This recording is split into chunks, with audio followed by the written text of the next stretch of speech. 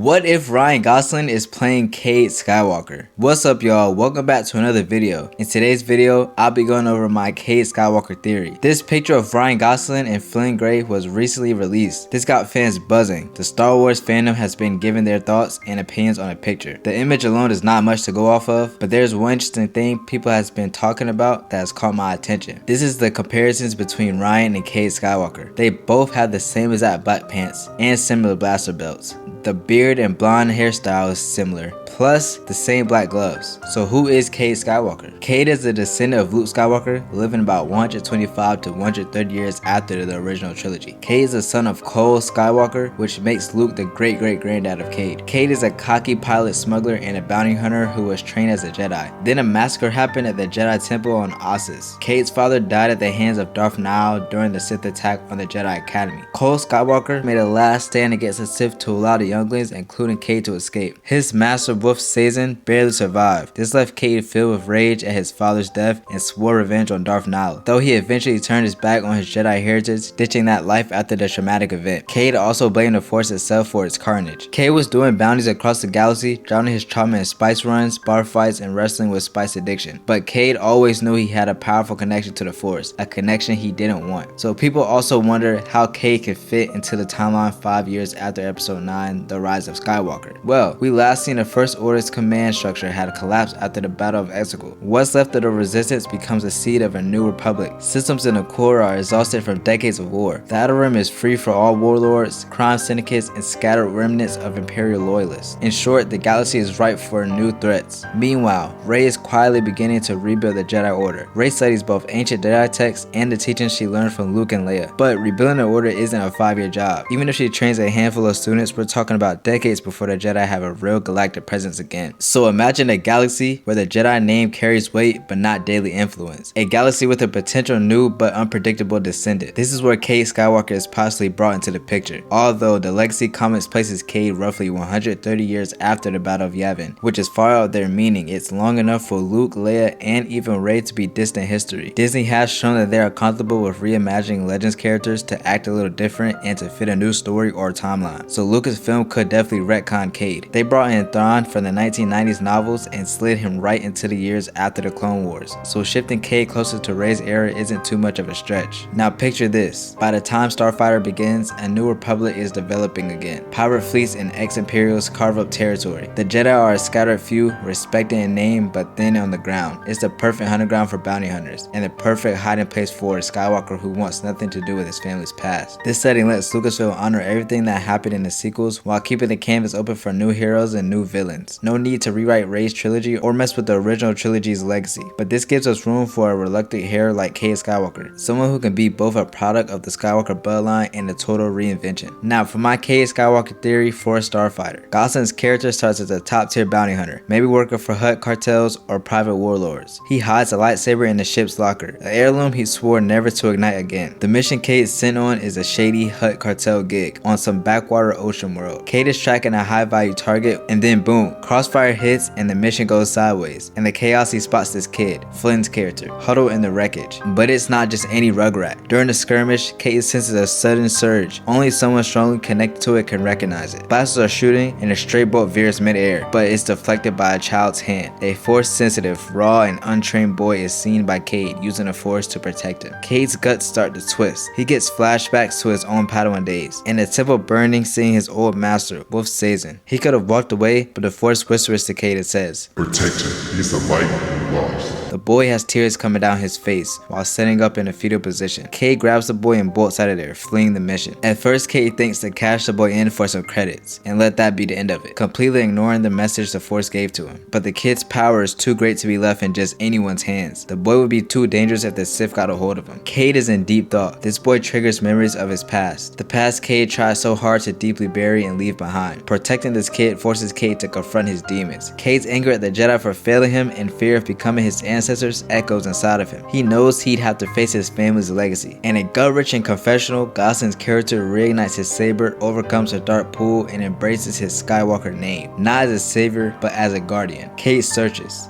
to try to find the kid's origin. Maybe he's a stray youngling from Rey's new Jedi Order, maybe a secret Skywalker cousin, or just an unknown strong Force-sensitive boy. So is Ryan Gosling Cade Skywalker? A bounty hunter who rediscovers the Force because of a mysterious child? Do you think Lucasfilm will actually canonize Cade, or is Starfighter setting us up for an entirely different plot reveal? Drop your thoughts and takes below in the comments, like and subscribe so you never miss more videos and Star Wars updates. May the Force be with you, and I'm gone.